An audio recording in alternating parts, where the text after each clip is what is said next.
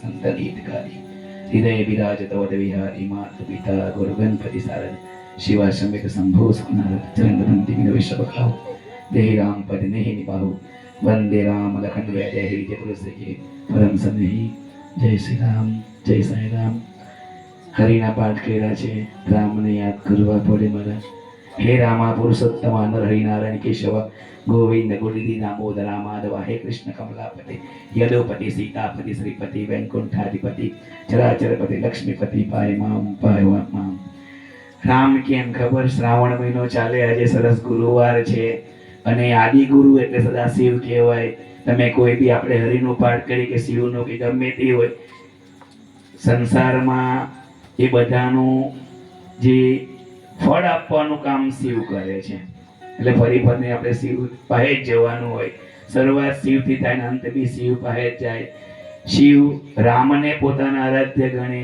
અને રામ શિવને પોતાના આરાધ્ય ગણે એ બે અલગ નથી હરખા જ છે આમ તો સૃષ્ટિ ત્રણ તત્વની ત્રિકોણની બનેલી છે સત રજ ને તમ સત્ય સફેદ હોય છે રજ અને તમ આપને ખબર છે એકમાં ધીરજ હોય અને બીજામાં અભિમાન હોય એ ત્રણ મેળવવા માટે પુરુષ પ્રકૃતિને પરમાત્માનું કામ હોય અને સચ્ચિત અને આનંદ ત્રણ વસ્તુ આપે બહુ લાંબી વાત થઈ જાય વાત કરવામાં ઊંઘવી આવી જાય ત્યાં મળે પછી છૂટે નહીં ઓકે બધા બરાબર શિવની વાત કરીએ કેમ શ્રાવણનો આખો મહિનો એટલે શિવના આરાધના કરવાનો દિવસ છે બધાને ખબર છે કે એની શરૂઆત સમુદ્ર મંથન થી થયેલી સમુદ્ર મંથન સમયે સૌપ્રથમ હળાહળ વિષ નીકળેલું અને વિષનું પાન શિવે કરેલું પર એ પહેલાની એક કથા હતી કે શિવ અને પાર્વતીની મુલાકાત કરવા માટે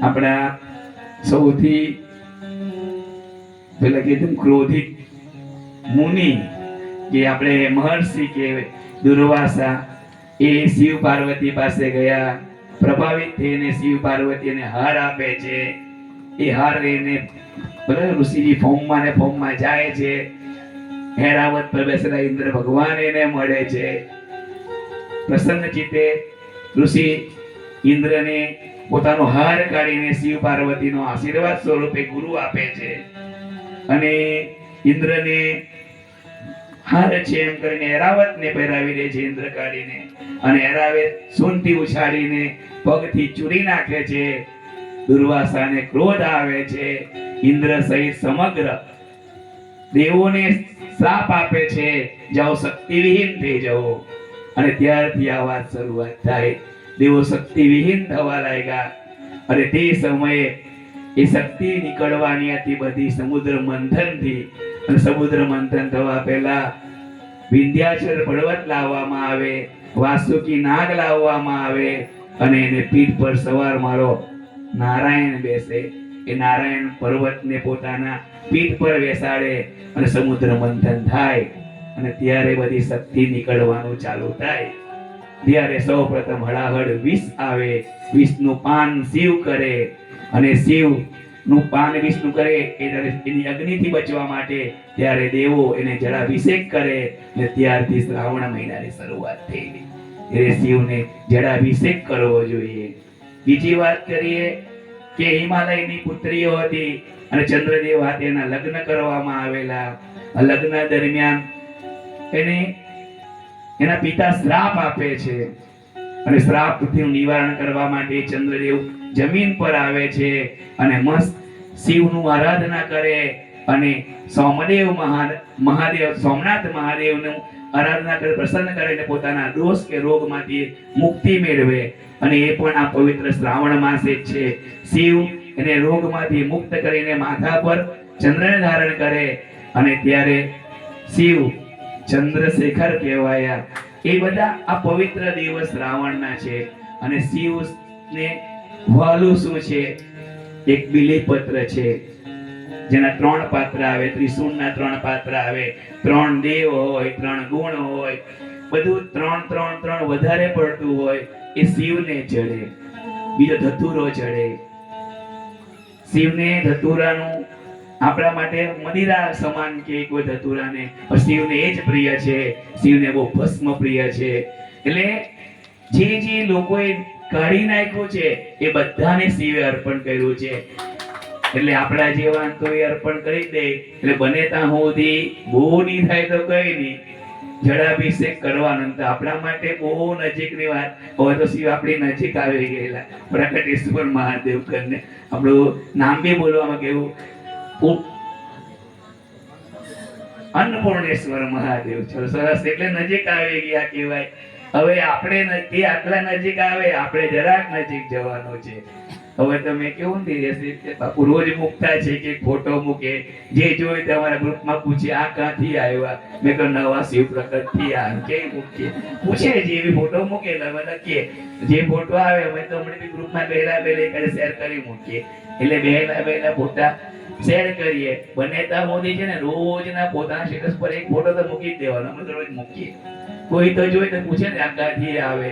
એ કાલની જ વાત કરી. અમે ખાલી ગ્રુપમાં લખીએ, પેલા ભાઈ હોતા આવીને અમારે 20,000 રૂપિયા આવીને આપી ગયા. કઈ હોય લાઈક નહીં.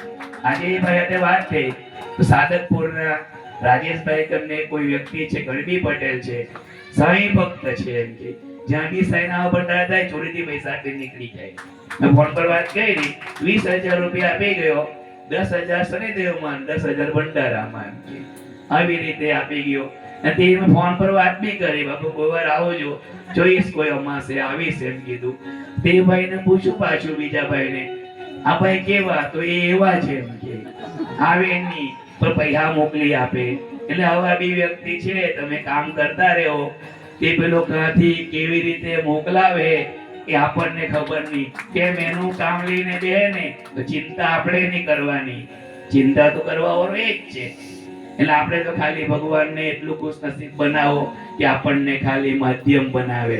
રાજેશ બાપુ કહે છે પાઠ કરી કરીને એવું કરો તમે જે બોલે તે જ થઈ જાય.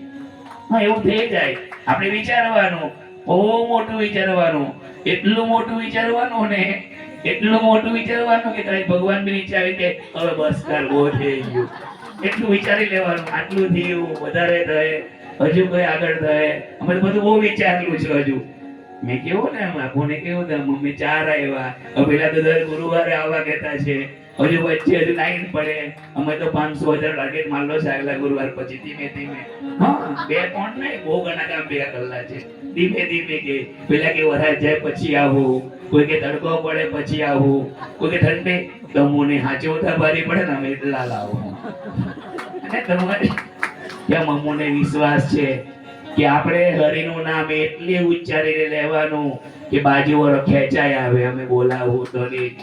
એમ કાલે બી સીતારામ મોડલી પર ગયો, બાપુ આજે આવે કે નહીં ગયો. ઘરથી 10 ફોન આવ્યા, ફોન નહીં ઉચાક્યા.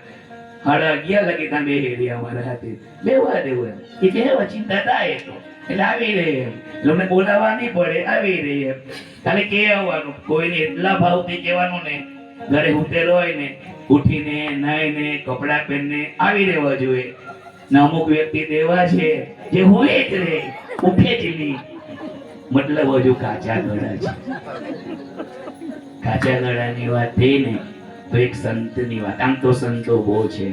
સદેહે જો દર્શન કરેલા હોય ભગવાનના, એવા 3 સંત છે. એક મીરાબાઈ છે, જે સદેહે ભગવાનના દર્શન કર્યા.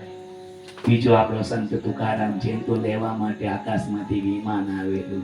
અને બીજો આપણો સચ્ચિદાનંદ, આપણો સ્વરૂપ, આપણા પ્રભુ જેને હરે કૃષ્ણ હરે રામની ધૂન જગાવી. એ બેઠા બેઠા તમે ઊંઘતા હતા, ભગવાન સાથે વાત કરી. મેં કે જ મૂકવાનું. મને એમ થયું કે બાપુને કે મૂકું. શ્રાવણનો મહિનો છે ને, અને તો એક દાડ એવું કરજો પેલો મૂર્તિમાંથી ખરેખર બહાર આવે. હરે કૃષ્ણ હરે નામની 24 કલાક ધૂન રાખજો. બધાને બોલાવજો, સવારથી ધૂન કરજો. એ બી આવે ધૂન લેવા. કેમ? એકનાથ ભંડારો કરતો ને 12 વર્ષ છોકરો બનીને તાર રાંધતો. તેને બી નહીં ખબર કે પેલો ભગવાન રાંધતો. આવીને છોકરો બનીને રાંધતો એકનાથના ભંડારામાં.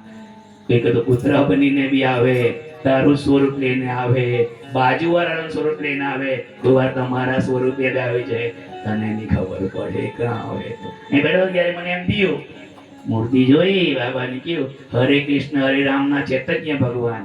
ભગવાન ચૈતન્યને સદેહે દર્શન કરલા. એ જો હરે કૃષ્ણ હરે રામ એ નાચતો ને આ ઢોલકાના મંજીરા હાથે હરી આવીને નાચતો એ લોકોના હરી વચ્ચે. તો આપણે જો 24 કલાક એક દાડે શ્રાવણમાં કોઈ એક દિવસ સોને કોઈ બી વાર હોય હવાથી કેવો રાજે હરે કૃષ્ણ હરે રામ 5 જણા બેનો ના બોલાય 2-3 જણા તો 24 કલાક એકલા ખેંચી નાખે.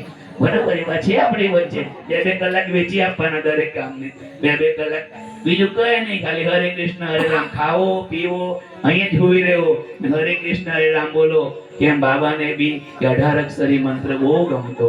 હરે કૃષ્ણ હરે રામ જ્યારે એ ગીતાના પ્રખર લોકો જ્યારે નાચતા રોડ પર લોકો એને હસતા બી તો એ લોકો ચૈતન્ય મહાપ્રભુ એ ખોવાઈ જતા એ ભગવાનના. એટલે મને બેઠા બેઠા ત્યારે વિચાર આવ્યો આપણે રામની ધૂન ગઈએ ત્યારે એ બોલે ને તો મૂર્તિના બી ચૈતન્ય આવે, તે મૂર્તિમાંથી તેજ આવે, કોઈ સ્વરૂપ આવે, કોણને ખબર ક્યાં આવીને તે જાય. મને આવ્યું તે મેં તો કે જ મૂકવાનું, પાલન કરવું કે નહીં કરવું એ આપણા પર ચાલે. કોઈને એવું થાય કે બોલવું છે તો બોલે મૂકવાનું. કે મનમાં આવે ને એ આપણે ઈશ્વર બોલાવતો હોય, પછી કોઈના પર બોલાવે, મારા પર બોલાવે કે રાજેશ બાપુ પર બોલાવે ને અમારે તો આ તો અમારે કેવું છે અમારા જેવી ખાલી બોલવા કે તો બોલાયા કરે નીકળ્યા કરે. કેમ વાણી હોય ને એ ઉપરથી આવતી આપણને ખબર નહીં કોણને કાં બોલા વારવાનું હોય, કોણને કાં મારવાનું હોય એ તો આપણને ખબર છે. 1 મહિના પહેલા બાપુ અમે એક સંતને બોલાવ્યા કે અમારા ગામમાં પગલા પાડો, ખાલી આવીને કહેવાનું હતું. ઘરે હોઈ ગયા અમે તેટલી જ ઓફર મારી, તમે કે તે ખવડાવું, તમે કે તે પીવડાવું, પણ ની ખાવામાં માયના ની પીવામાં માયના બધે નહીં આવ્યા. તો કેવું તો પડે છે ને એવું કહેવાનું કે તને ઊંઘ નહીં આવી જોઈએ કે વાંચવું પડે ને. પાછા અમને બીજી વાર અમે તમારી સાથે છે કદાચ રહેવાય ને તો જ કોઈને કહેવાનું, નહીં તો કોઈને નહીં કહેવાનું. ઓમ સાંઈ રામ, ઓમ સાંઈ રામ.